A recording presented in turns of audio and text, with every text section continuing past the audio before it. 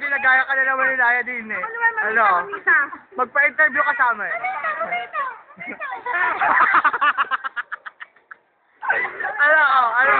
Ano ba sabi mo? Ano ba nangyari sa tunay na kwento? Ipagtapat mo na. Exclusive coverage. Sa YouTube lang po makikita. I want to keep it private. Ay! Hindi pwede!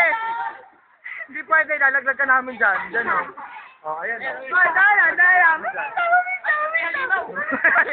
May Martian invasion! Oh no! Fiction. Ano po nangyari?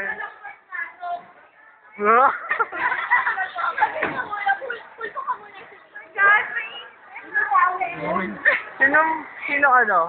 Sinong may kasalanan nito? Kwento muna ako. Alam ba si Naidi? Gusto na talaga alis niya yung communication sa lab.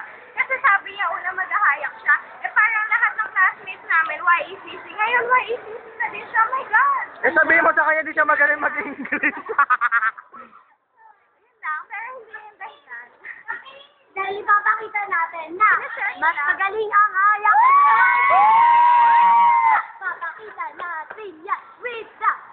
Sino nga lang yung way na pakikipag-communicate? Kaya nga. Wait up! That's so great. But, You bet. may tatanong ako sa inyo. Sandali. Paano din sa tingin niyo mapa-realize kay Naya hindi siya magaling sa English? Pag sinabi ako sa'yo, makita. Teka lang, Naya, nag-restart pag dumatating sa'yo. Ikaw, ba't ka umiyak?